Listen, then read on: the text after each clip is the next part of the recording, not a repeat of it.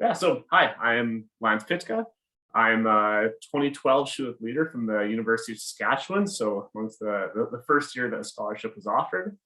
And I'm also the co-founder and CTO of the startup company Rivercity Innovations, and I'll have lots to tell you about that shortly. Awesome. So I'm Arthur Chen, last name, and I studied engineering physics at the University of British Columbia, UBC. I'm a 2015 Schulich Leader, graduated in 2020. And throughout my kind of university life, really I was focused first initially on physics and nuclear physics before pivoting more into software. And nowadays, I'm co-founder and CEO of a startup company called Verdi, where we're building the climate adaptation platform for agriculture. Right on. Yeah. So I thought next we're just going to talk about kind of what we did in school that prepared us a little bit for our entrepreneurial journeys. So like I said, I was a 2012 Schulich Leader. I took electrical engineering undergrad at the U of S and proceeded to do a master's degree in digital signal processing, also from the U of S. So that transitioned pretty well into the tech industry.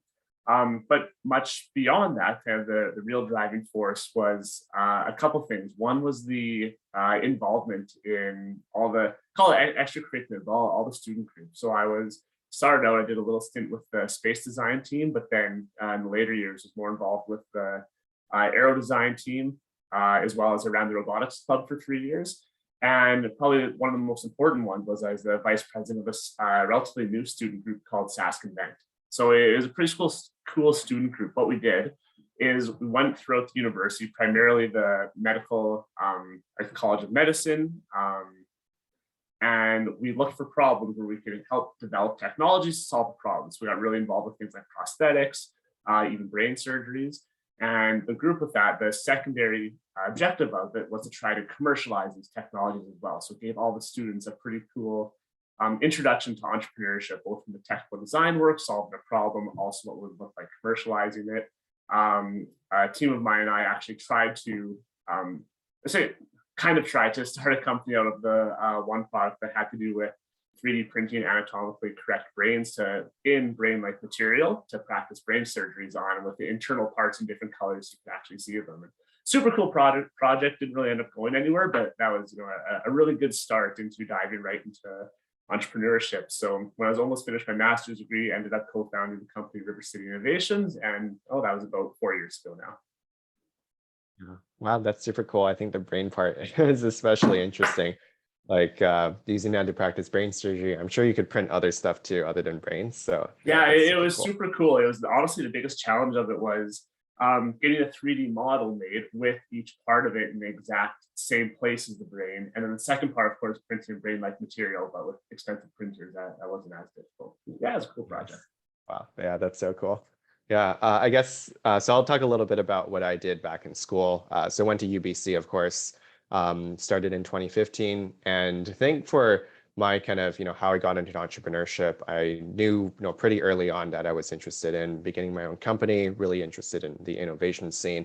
And so in first year, one of the new friends I made in school, we both decided that, hey, we really wanted to find jobs in impact and sustainability, but it was really hard to find jobs. Like they required you to move, halfway around the world to Kenya, for example, in order to work a job like that. So we thought, okay, well, we're also interested in startups.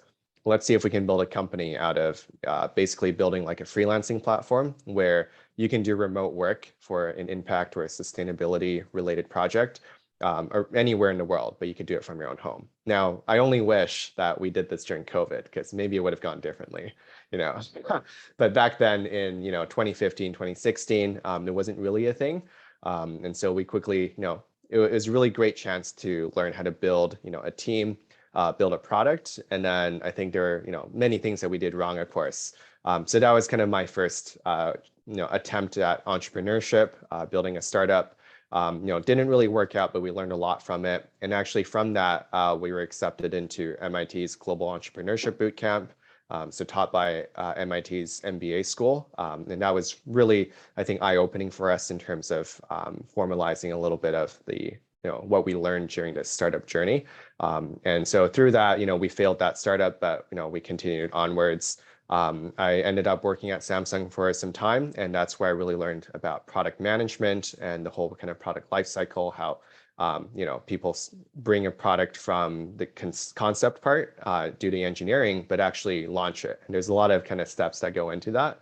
And it wasn't until in my fourth and fifth years of school where I pitched a research project to Google X to see if they were willing to back us and sponsor us to do some research in agriculture. And that's actually something that was really close to my heart, and still close to my heart now.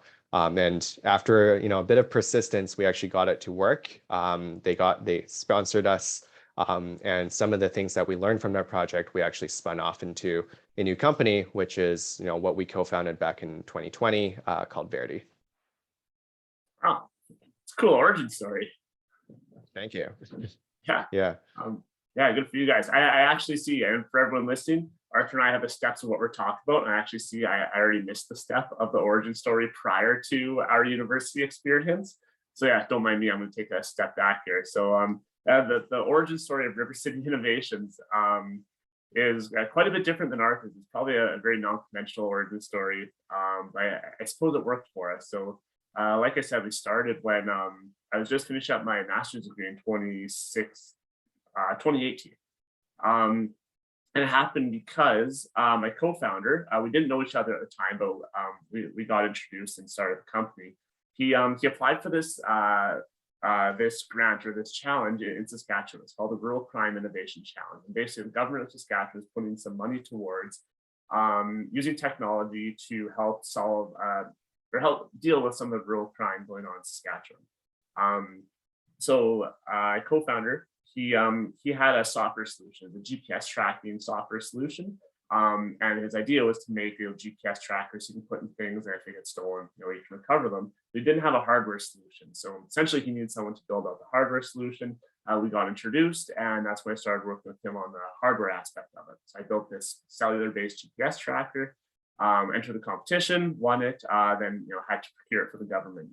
So anyways, we procured it for the government, delivered it, everyone was happy, and then so we just kind of decided to keep going with the company at that point.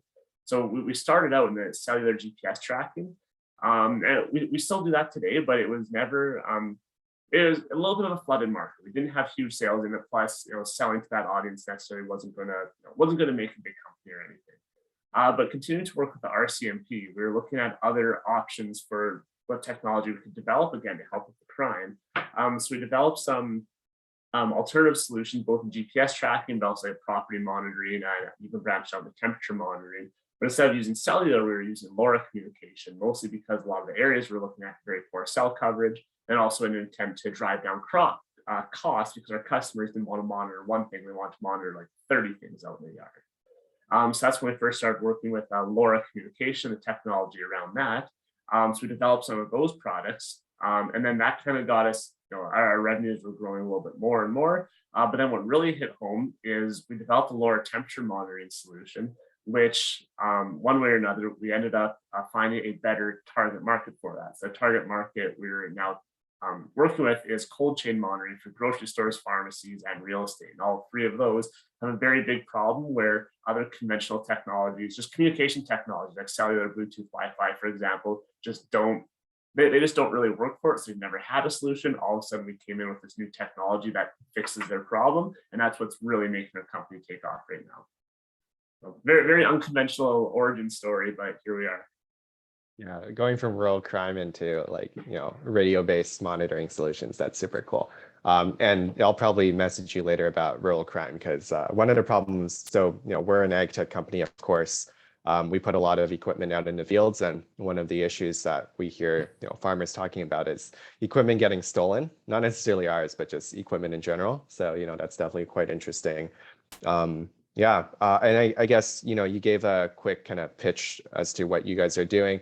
I forgot that I should kind of talk a little bit about that too. But for us, I mentioned we're really here to climate proof the world's farms, and what it kind of looks like is basically that water is running out for the agriculture industry as a whole. And you've probably seen the news before. And so we're starting by optimizing this most important resource for farmers by building technology to solve it. And basically what we've built is using smart devices in the field. We've built personalized plant healthcare, where now instead of managing a whole field as a single entity, farmers can manage plant by plant and make sure that each one has a individualized amount of water, fertilizer, and other chemicals that they need. And so what happens is that farmers end up getting a lot more yield, productivity from their farms, as well as saving a lot of the inputs and things like water that they put in. Monitor Yeah, that on that's a plant by plant basis, or is that too much information, or top secret, I should say? sorry, say that again. How do you monitor one plant at a time? Yeah, so we use satellite imagery actually. So what we do is we bring in climate data and satellite data, and we can basically analyze that with software to create these prescription maps of the field. And then from this prescription maps, we can decide, where do we need to put these devices according to like the worst plants in the field, how much water or fertilizer do they need as well based on those maps. So really it's through like, external data that we can bring in from multiple sources. Cool. That's awesome. I honestly didn't know that kind of fine grade technology really existed for like a plant by plant. I didn't even know you could get that high resolution satellite imaging. So plant by plant, it's definitely more expensive. Typically, like what we use right now is more like 3x3 meters resolution. So it's a little less, a little more coarse grained, but you can still pretty much fit 1 or 2 plants every pixel. So it's still doable. Yeah. Awesome. Cool. Yeah. Well, I guess our next question here is, what's been your favorite and the most challenging parts of the startup journey? Yeah. Where do we begin? Hey. Yeah.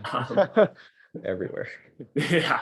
My favorite, still, I could definitively narrow it down to 2. My ultimate favorite is more so from being an engineer is developing the products. We're developing a lot of products using very new technologies, cutting edge technologies. A lot of things that building on some things that have been developed before, and then other things developing completely from scratch and going to the drawing board with the team and figuring it out. Definitely find that to be the one of the most rewarding parts about working with these new technologies. But also the second favorite is just growing the company. I mean, being able to develop a product that people want to buy and then being able to sell that enough to scale a company that's very rewarding too. And seeing the sales start come in and increase, it's a lot of fun. Also a little bit of an adrenaline rush. The challenging parts, I don't even know where to begin. A lot of things, everything from raising capital, that's a lot of work, quite challenging. Maybe unless you're better at it than I am, but I found that we've done it and we're continuing to do it, but definitely a challenging part. And then also just managing the chaos. There is so much chaos with startup company. We're at 14 employees, so not super small, but not big either. And yeah, it's just difficult. There's so many challenges, especially with a semi ill-defined market. Like I said, we found we found 3 market verticals that have worked really well, but at the same time, we're always exploring, always trying to improve our product market fit. I'd say just dealing with the chaos and uncertainty is probably one of the most challenging parts. Yeah, no, What for about sure. yourself? Yeah, I mean, I echo a lot of what you just said. I think in particular, like, one of the favorite parts you mentioned is like you build something that people actually use and you solve a problem for them. And I think that's the kind of cool part where, when you, of course, a lot of people, when they start a company, they're like, they want to change the world in some way. And although you start small, like, but when you look back and you think about, we built this product that people use to solve a problem. And you realize that, hey, like, forget even thinking, 10 years in the future when you're a huge company. Even now, you're changing the world a little bit, right? And so I think that's really validating and very gratifying as well, where you see your hard work helping somebody else. And, I think that's an amazing feeling. Adrenaline rush, as you said. I think also like there's a lot of ups and downs in a startup life. It's like a roller coaster. So, sometimes things get really, high, like things go up and you're like, oh, this is amazing. And the next day or the next week, you might be like, oh, like, crap, everything is falling apart. There's a dumpster, there's a million dumpster same fires. day. Or the same day. Yeah, that happened to me today, just before this podcast. Just another day in the Yeah, office. I know. Yeah, exactly. Yeah.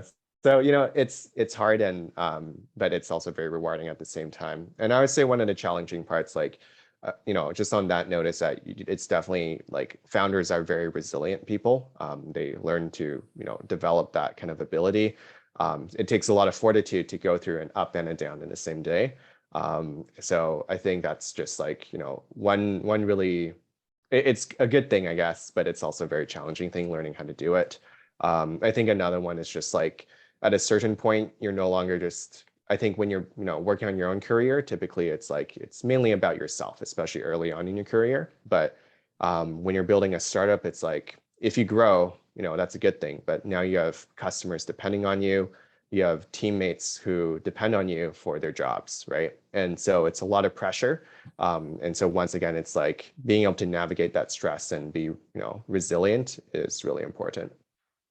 Yeah, absolutely. And speaking of team, a question that I get asked a lot, I'm sure you do too, is how do you build your team? Hmm. For a startup company going from 1 people to 3 people to say 10, 20 people. Um, it's starting out in the first, like in the very early days when it's going to be just you and maybe a couple other people. I know for us the biggest thing was the co-founders have to be people you need to build your company. It's like you couldn't build it without them. Unless you have all the money, unless you have a lot of money, just hire a whole bunch of people to do it, which a lot of people are not in that situation. For us, the co-founders, neither of us could have done this without the other person, and that was my usual answer in exactly the situation we were in. But then scaling the team after that was another pretty big challenge too. So once you're hiring 3 people, you need to start hiring. Um, how do you find those people, and how do you make sure they're a good fit for your culture and even part of a startup company? And everyone has very different answers to this. So Arthur, I'm curious to see what your experience with this was as well. But for mine, we took our approach was number one, when we're hiring people, they have to fit our culture. It doesn't matter even if they're going to be a great employee, but they don't fit in, or more so you don't get along with them or don't share the same company values. It's tough to bring them in, Yeah. especially in a small startup company, because it's going to be your first 5, 10 people really setting the company culture. So you also have to look ahead a little bit there.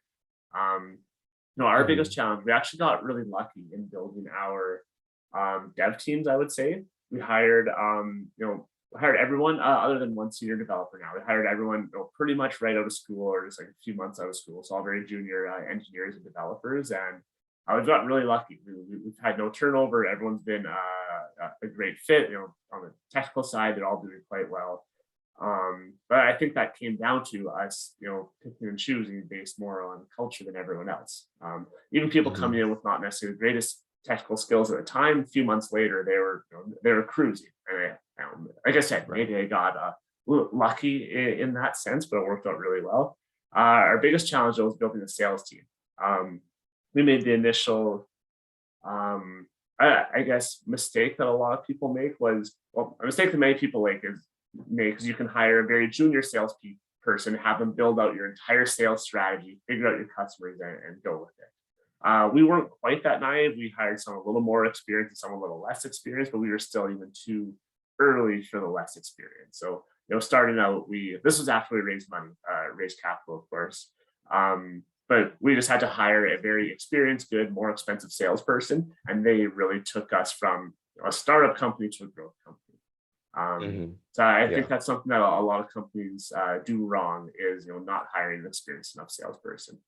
So as Hmm. we figured that out. We've had to restructure things a little bit around our strengths, where our target markets are. But yeah, our sales teams really come together, and that was a little bit of Yeah. work in the That's making, great. but mostly from us learning. Yeah. Wow. Okay. That's super cool to hear. Yeah. And I think definitely a lot of similar experiences on our end.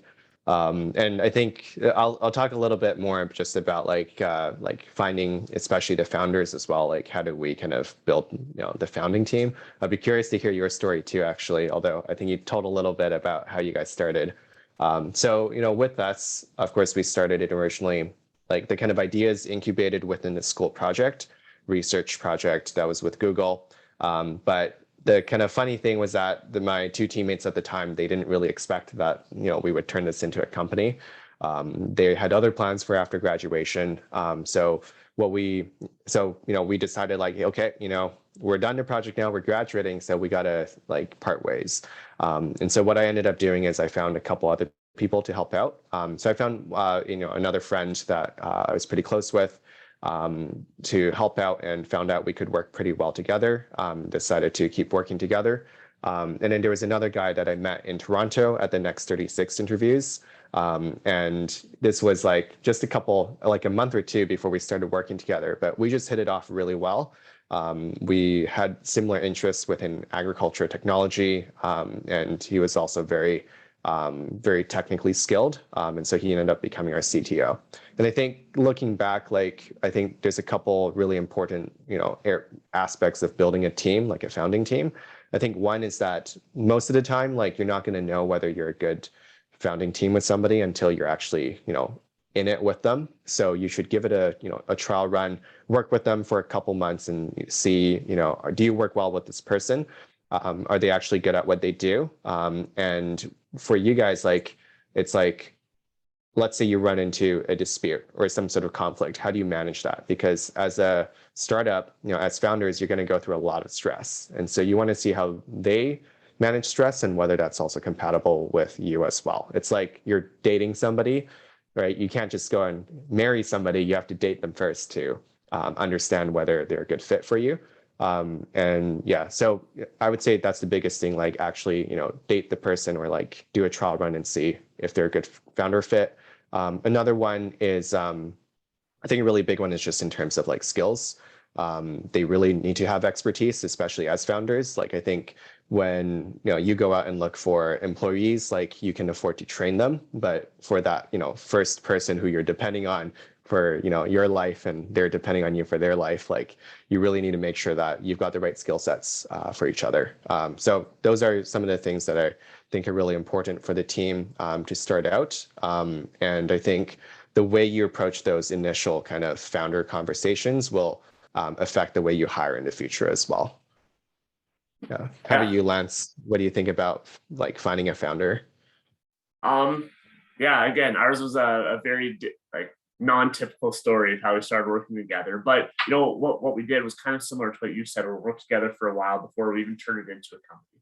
So yeah, we did incorporate our companies after working with each other for it was kind of fast, but maybe 3 or 4 months. But still, at that point, you have a pretty good idea of what your co-founder is going to what's going to be like working with them.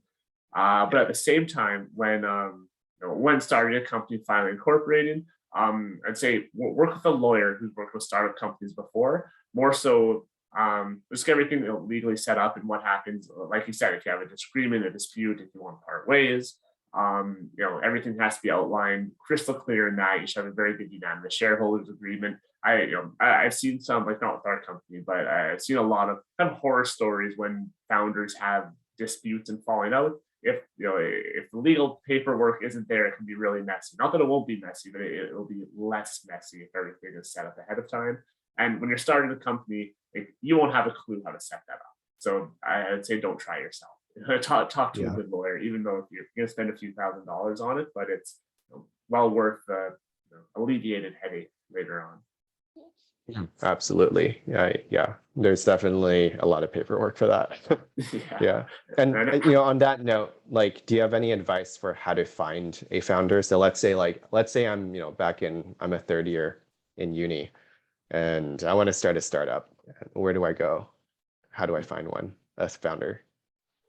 Yeah, I would say kind of like what both of us were saying, where starting with student groups is a very great place to start. Like I said, with our Sask Event student group, we kind of started, tried starting a company, and the guys I was working with are fantastic guys to work with, and they're all very like-minded, often entrepreneurial people. If you're in university, that's one of the best places to start. I mean, everyone in those startup groups, or even if there's other entrepreneurial groups or student projects or anything like that, those are the people you want to be around and grow the company. But one thing that you can run into there is if you're with a group of all engineers, you're often missing other experience. Say someone from finance or is any sort of more has a little more business sense. There can be a pretty big divide between the engineering mind and the business mind. And I think often both of them are necessary to run a company, unless you're just a well-rounded individual, which I mean most people on this call probably are. But at the same time, you you also need both sides of it. You usually need a CEO and a CTO, for example, for running a tech company. Understanding the CTO is going to be doing most of the technical work, and the CEO is going to be doing everything else with everything from talking to investors, trying to grow the company, think about it just less from the technology side. So kind of like I was saying before, you find someone who you need, because those are two very, very important roles and quite different roles. So if you have the exact same personality in both of those, it probably won't go well. There's not a crystal clear answer. Go here, you will find the person you're working for, but there are a few considerations when thinking about someone to find. Yeah, agreed on that. And I think a really good point on the clubs and design team part. Like, that's how you normally meet people anyway, but especially when you're on the same, let's say, engineering design team with someone, you can see how they work, whether you work well together. All of that really matters. When it comes to meeting people from other faculties, I agree, it's really important to do that. Although with that said, it doesn't mean that your CEO has to come from a business background. They could definitely be an engineer. Could be you, but it's really down to where's your expertise, and also what do you want to do yourself, right? I think so. What you want to do is one of the biggest parts, because going into a CEO role, you often do less of the technical work, maybe less upfront, but definitely long term. And it's a big role. It's something you have to be aware of and okay with. Because I don't in your current situation, do you have an idea of what percentage of your time goes towards the development versus just everything else involved with growing the company? Probably 0.5% development nowadays. Yeah. In the early days, it was 80% development, 20% business work. And it's 100% business. And still it's not enough. Yeah. I'd say that's probably a very accurate, average of anyone. So, it's definitely something to consider. If someone, it sounds like you're doing a great job of it, not to say that most people, a lot of people wouldn't, but just have to be okay with stepping back from the technical work, which, especially a young person coming out of school, say engineering, for example, it's not something a lot of people are okay with doing. So there's definitely a big consideration there. What are your thoughts on starting a company or having co-founders that are close friends of yours? Yeah. So, I mean, this is not a good answer. This is a kind of, unhelpful answer, but there's two ways to answer it. Either it goes really well or it goes terrible and you lose your friendship, right? But I think personally, I would say most of the time, working with your close friends on a startup will more likely succeed than fail, just because you know how to work together, assuming that you actually have worked together before. You know how to manage your kind of disagreements better as well. So I think that's the advantage of working with a close friend. A lot of people start their companies out of a dorm, for example. And that's because they built these close friendships, and everyone's really excited to build something to change the world or something, right? And they do it out of a dorm, and they can kind of they figure things out because they're friends. The flip side, though, is that if you try and start a startup with somebody, and they're your friend, you have to be ready if the startup goes south, or something happens in the startup, that this friendship could be impacted as a result. So that's the kind of risk that you have to keep in mind. Think social network kind of fiasco. Yeah, it's interesting. I'm kind of in the middle. I honestly don't know what the answer is there. I was just curious your opinion on it. There's probably move on. We talked a lot about the people, but honestly, the people are one of the most important parts of startups. I think they're worth a few extra minutes to talk about. One topic we wanted to discuss was the technology we're using, some of the main challenges with it. Of course, both of us coming from tech backgrounds, we probably talk all day about that, but any quick notes on what your thoughts on, or I guess a brief overview of the technology you're using and the biggest challenges you've had with it. Yeah, that sounds good. And I think the kind of interesting thing here is that Lance's company and ourselves, we use a similar kind of foundational technology called LoRa. LoRa stands for long range low power radio. It's a new type of radio networking technology where we typically use Wi-Fi or LTE for talking over a phone or over doing a Zoom call. But that's really power intensive, and it doesn't work as well in these kind of rural areas where you need to communicate with a truck that's moving in the field, or you need to talk to a device that's on a farm. That's where this new technology called LoRa really shines. So it's really cool that we're both kind of capitalizing on that. But yeah, to talk a little bit about technical challenges, like for us, like, I mean, I think it's a combination of business and technical challenges. The business constraints really create the technical challenges here. But if you think about, turning on a single, smart valve for your garden, sounds very easy. But then let's say you now need to turn on 10,000 of them on a field, and the field is, just a little bit bigger than a garden. But then now you need to make sure that each device is less than, a certain X dollars, like less than $10, but they have to be very reliable. They have to survive this harsh environment of the farm. So very quickly you run into this kind of very difficult scaling problem where you have to deal with issues like network reliability, synchronization, fault tolerance, all of which, sound kind of foreign. But so those are some of the difficult parts that we faced, and that's what really our technology has been solving. So it's been really a combination of hardware as well as a lot of software development that has helped us to solve some of these challenges and now start scaling with customers. Yeah. How about yourself, Lance? I mean, what's your experience with LoRa? Yeah, very similar. So yes, like Arthur said, we also use LoRa in our products. I'll talk, well, honestly, very similar challenges. One of the biggest problems we ran into though with LoRa was, I guess kind of the out of the box reliability. So with our customers, things, especially think of pharmacy, if we're doing temperature monitoring for a pharmacy, it needs, as soon as there's a temperature problem, the pharmacist has to be alerted. So everything has to work from the hardware, the firmware on that sensor, everything from the network, all the way for cloud application to the alert going to the pharmacist. It's one of our biggest challenges is keeping that 99.999 whatever percent reliable so that we don't miss one of these. So if we do miss one of these, and my company's on the line for the $100,000 of medications in that one refrigerator. So we did a lot of work, do a little bit on even modifying the LoRa protocol a little bit just to make it both easy for customers to use and for the whole system to be as reliable as possible. So yeah, I'd say probably one of the biggest challenges is reliability and just ease of use for a customer. So it's not a technical person installing it often. It's just a customer setting this all up. So it also has to be, keeping things, honestly, just that makes it way easier to sell as well and keeps customers happy. But yeah, that's probably the biggest thing that keeps me up at night is, what could I have possibly done wrong that's going to make this alarm not go off for a customer?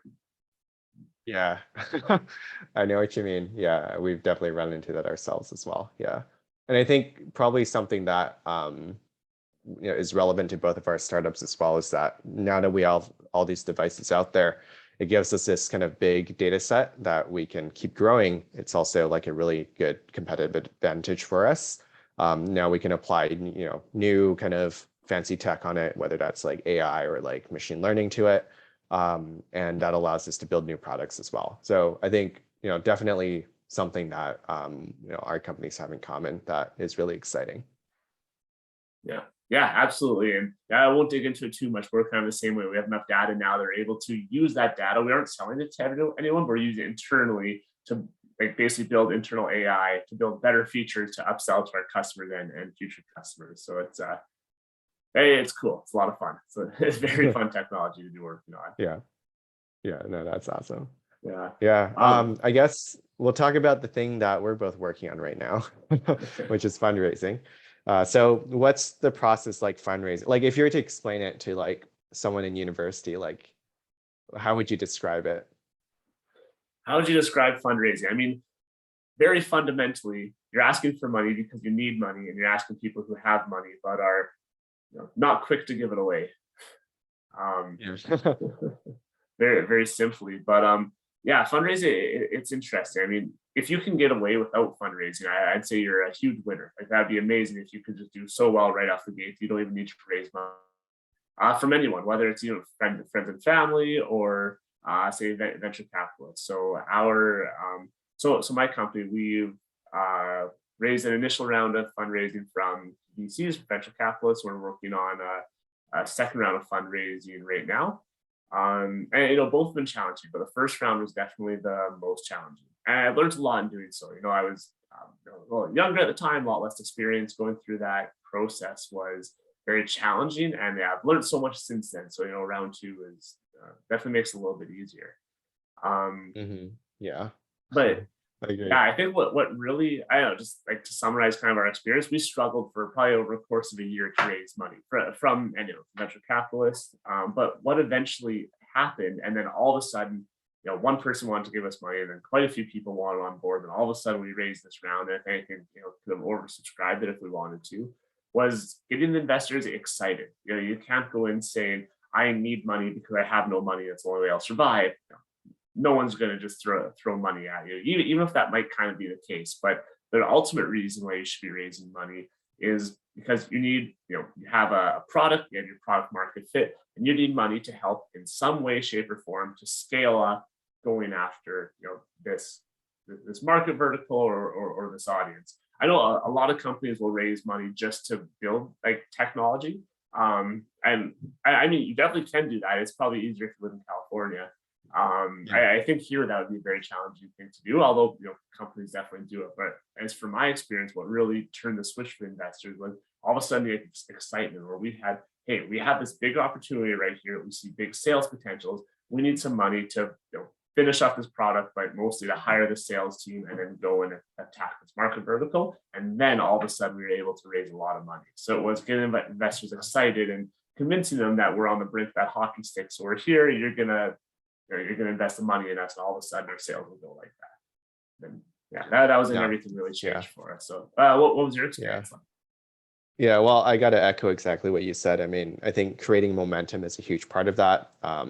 I would say like it's a skill to create FOMO, basically. Like, how do you make people feel FOMO? Feel like, oh, like if I don't put in money now, like I'm gonna be missing out on like the next Facebook or something, or the next great opportunity.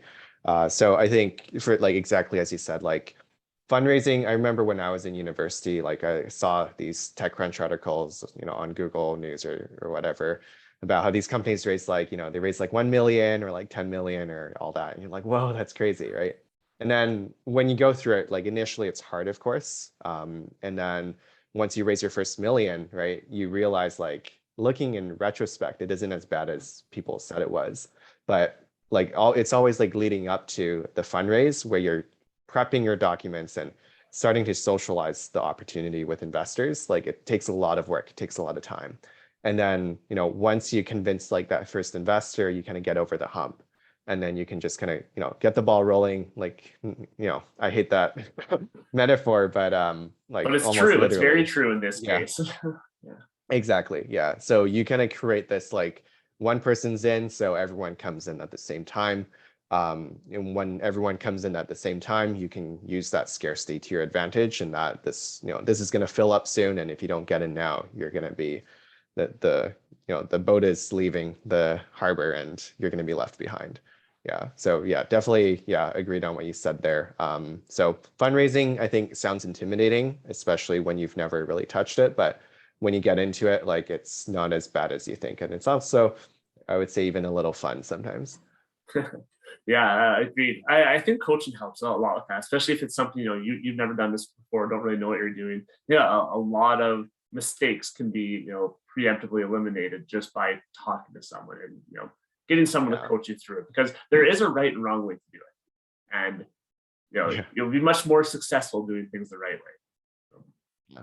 Yeah, fundraising is basically a full-time job. It's so much work. Yeah. Oh yeah, it's a lot. Yep, we're in the middle of that right now, both of us. Yeah, same here. So yeah, we're busy. Thankfully, my co-founder is the CEO, so honestly, more of that is on his plate, which I'm not complaining about. Yeah. All right. Maybe we'll skip one of these talking points here, but because we've got like 15 minutes left. Let's talk a little bit about tips for people who are interested in entrepreneurship, people who want to be founders. Yeah, you got any agreed. really tips you have? Yeah, so tips for people who want to be founders.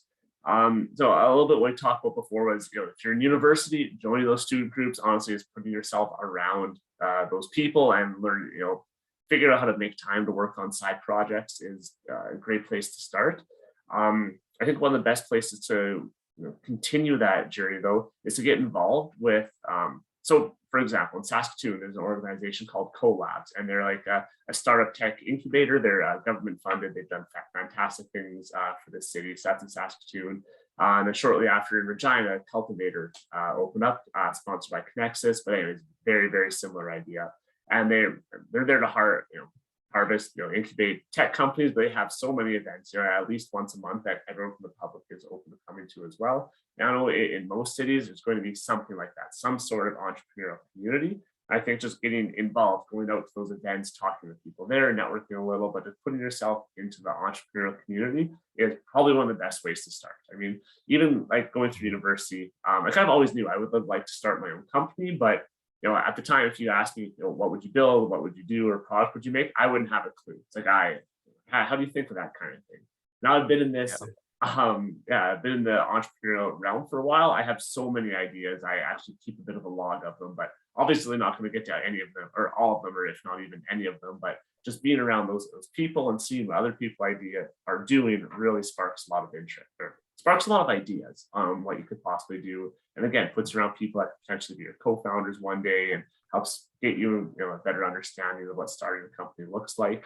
So yeah, I think putting yourself in there around the right people is probably one of the biggest steps. Yeah. Yeah, I think that's a huge one. That's how you meet people after all, right? Like meeting the right people and getting inspired by the people around you. I think that's one of the biggest kind of benefits of university, right? I mean, you go there to study, yes, but you also go there to meet people, and they really, bring everyone up. And I think one of the tips I want to mention is very similar to what you said, which is to, go out and, join things and meet people. And I think the other side of that is that when you join things, you get experience. And this one I think is actually really important in that when you're building a startup at its most fundamental side is that you're solving a problem or you're tackling an opportunity. And the way you actually see real problems and real opportunities is by experiencing them for yourself. That's when you can build the best solutions to them. So whether it's finding internships early on and, trying to do a lot of internships or, doing research or joining like a student, engineering team, for example, it really exposes you to, what's in the world. And I would even argue that even if it's not related to STEM, that's okay, right? Like if you're exposing yourself to business problems, or maybe it's just I think maybe you just graduated from high school and you're watching this. Go work at if it's McDonald's, that's okay too. But it's going to expose you to how, businesses work, about what kind of issues are out there that are ready to be solved. And I think that's so important as a founder to do. Yeah, agreed. And one observation I've made from a lot of the other companies and collabs is some of the more successful companies, their founders started the company because they were working in industry, or they're working in their career for a number of years, and they identified a problem that there was no good solution for. And one way or another, they're able to figure out a solution, started working on it on the side until they had enough momentum to raise money or flip over to a full time. And then all of a sudden, they had the industry experience, so they knew their customers, how to sell to those customers. They had a product to solve a very real problem, and then those companies have done quite well. So I've seen that as a very good path to starting a company and increasing the odds of it being successful. Yeah, totally agreed on that. And I mean, you look at most of the big companies out there, that's how they started. Like, Facebook started because Mark Zuckerberg needed a way to find. I mean, he had other motives, of course, like to find friends in university, right? Or like, I think another great one is like Slack. Slack started as a video game company, and then the video games fell flat. No one liked them, but they built a really good chat feature, and everyone wanted the games for the chat feature. So they ended up selling that as their product, became this, multi-billion-dollar company now, bought by Salesforce. So it's just like, if you experience these issues yourself, right? You don't have a good game chat, or you can't find friends in university, or like things more at the industry level where it's like, hey, like my jet engine doesn't work, or I don't know, whatever it is. That's when you can come in and use your expertise. Yeah. And something I want to add here, and Lance, I'm curious to hear what you think too. But I think an equally important thing here is that always think of ideas and try and actually take action on them. So it's really easy to think of something and, just, I don't know, maybe even write it down or keep it in your head. But it's when you actually go out and build something and you test and iterate upon it, that's sometimes when you stumble upon something that's actually more interesting. So in the Slack example, it's like you build a video game with a chat function so that people can talk to each other. And then you realize that the chat function is actually the kind of gold nugget in what you built, right? But you wouldn't have found out unless you actually went on and tried to build it. So yeah, getting your hands dirty is really important. Oh, that's a very good point. And like the number of successful companies that are successful now because they started with something, pivoted one to like even many, many times until they figured out something that worked because they learned a lot around the way. You're right, just getting something and rolling with it. Of course, you do a little bit of research. You're not going to just roll first thing you think of, but you're right. Actually, trying something, pushing something, and not being afraid to pivot or try, take a different approach, it is often required.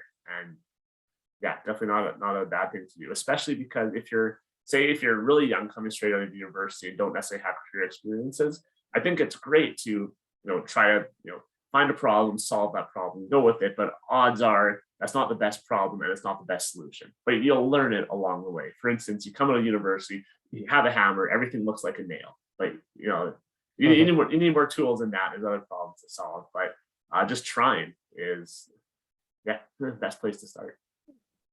That's a really good point, actually. Yeah. And I think, I wish when I was a student that someone would tell me that, for example, so I can mentally prepare myself. Yeah. So agreed on that. So of course, like, I think that applies to really anybody, but also I think, if someone's already working on something that they, want to turn into a startup, what advice would you give them, Lance? Working on something that you want to turn into a startup. Work really, really, really hard. um, Yeah. I mean, just going all in. I think is one of the biggest things. Like, for example, if you have a job, you have another product, you just started your career, but you have a product you want to work on the side. An hour here or there just isn't going to cut it. I think you really have to be all in. And we've talked about co-founders. You're probably not going to be able to do it yourself. Very initial days, if you just kind of got an idea, then sure, but eventually you're probably going to need other people. I think just going all in, put as much time as you can into it, develop it, but then also find the product market fit. So that's also where a lot of initial ideas fail. Just because you have a solution doesn't mean there's a problem for it. So finding not only a problem, but also making the business case where there's someone who wants to buy it and wants to pay enough that you can make a successful company out of it. It's also where a lot of companies fall flat, even getting into collabs, which I was mentioning before. They have a program where the entire purpose of that program is to find product market fit. It's my biggest advice would be finding, confirming, validating product market fit and working really, really hard. What are your thoughts working on that? hard. Ooh, yeah. I think, something our investors or one of our investors has told us in the past, I think kind of comes to mind here. So he always says like head above the clouds, but feet on the ground, right? And what he really means is that dream really big. One thing that us as Canadians don't do so well at is dreaming really big, right? And being, just having conviction that, it could work out. So, if you're thinking Theranos, which was not a good story, not a good ending, but Theranos was like, their dream was that with one drop of blood, you could diagnose any disease, right? Sounds super fancy, didn't work out in the end. And that's where they failed, is that they didn't have their feet on the ground, where they didn't do things realistically, and they didn't ground their technology in actual, engineering, right? So those were some of the issues. But I would say, like, you look at, I think most of the time in university, like, you kind of go into one of two groups. It's either your head is above the clouds all the time, so you have these very great ambitions about what the world's going to look like with this technology, but you don't really necessarily have the stuff to show for it, right? The other side is you're very technical, for example, and you built this great solution, but you don't know what the market for it is. You don't know how it could really integrate into the world. So I think the advice I would give is that if you're working on something, like, make sure you find a balance between dreaming big, but also working on something that's very grounded in reality. I actually couldn't agree more, especially on the grounding part to further dive into what that looks like. I think figuring out the how.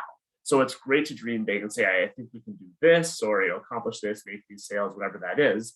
I think the grounded is figuring out the how and stepping backwards. If I want to, both of us work in hardware, for example, if I want to sell 1 million units of a device in 3 years, I think that's a fantastic goal. Now step back. How many do we have to manufacture? What roles would there be there? What kind of sales team do I need? And then figuring out that how, I think, is what keeps you grounded.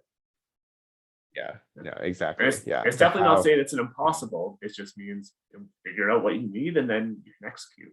Other than just going out into this, in the next 3 years, I'm going to sell these millions and millions of units, but without a plan, it will never work that way. Yeah, exactly. Yeah. Oh, man. Yeah, I think there's a lot to unpack there. I'd love to go into that, but I think we might be running out of time. But yeah, I agree totally. Like, I think it's like, you got to figure out a plan to get there. And it's like, sometimes, your own plans might intimidate you, but like, there's actually like, that's part of the magic of startups. It's that sometimes even the craziest plans, like if you can play it a certain way, you might actually make crazy things happen. Yeah. Cool. So then the last item here is really, how has the Schulich Foundation and the Schulich Leader Scholarship helped you? Yeah, for me, I can easily say that getting that size of scholarship, now amount of money going through school, let me not have to worry about tuition, not have to work part-time or anything about that, and let me focus on those student groups I was saying. With all my spare time, I got to not worry about money, but worry about building cool products, meaning or just building cool technology, being in the right student groups, meet the right people. It freed up a lot of stress and a lot of time to allow me to explore these options. And then further going into my master's degree, I wasn't, at that point, it's not like I had big student loans or any student loans to pay off. So I was able to just continue into the master's degree, keep doing the same thing, and then eventually start a company. So that's where the scholarship for me made a huge difference. It really just freed up my time and resources to go towards entrepreneurial efforts. Yeah, for sure. I mean, I would have been working part-time myself, so it was a huge help for me, took a huge burden off my shoulders, and it sounds like for you too. I totally agree with that. And I remember like when we were preparing for this, one thing we mentioned too was like, I think the people that you get to meet through the scholarship as well is also pretty amazing.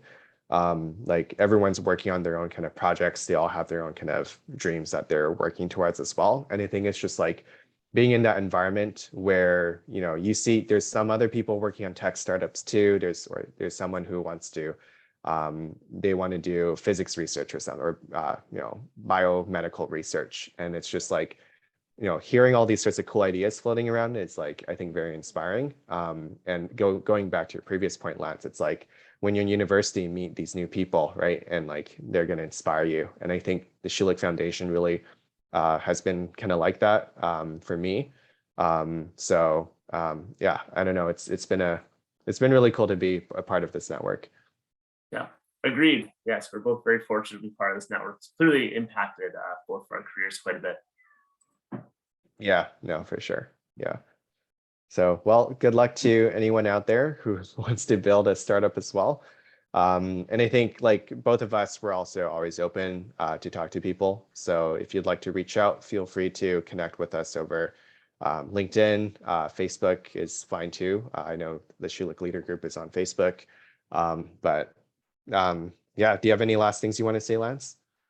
No, I was actually just going to say that, feel free to reach out anytime, email, direct message, kind of whatever. I'm always happy to talk and give advice. So.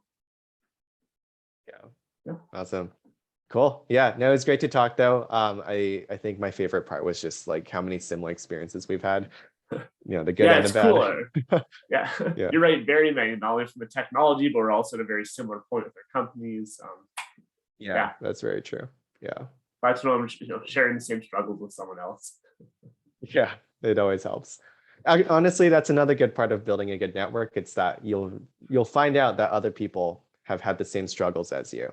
And so you don't feel so bad about yourself, right? Makes me feel a lot better about it. There was actually a point, going through COVID, what Collabs did with all their founders was set up a Teams meeting once a week. I think it was on Fridays towards the end of the day, where everyone could just kind of, they all poured a drink and everyone could just like tell everyone what their week's frustrations were and just kind of vent a little, like in like a happy way, but also just understand that everyone's going through the same struggles, and it was nice.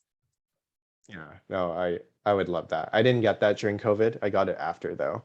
And then that's when I realized, oh, okay, we're actually doing well. We're not doing so poorly.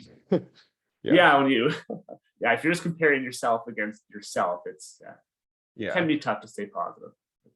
Yeah. Cool. All right. It was really nice chatting. Yeah, I guess we're going back to Thanks work for everyone now. for listening who checking this out.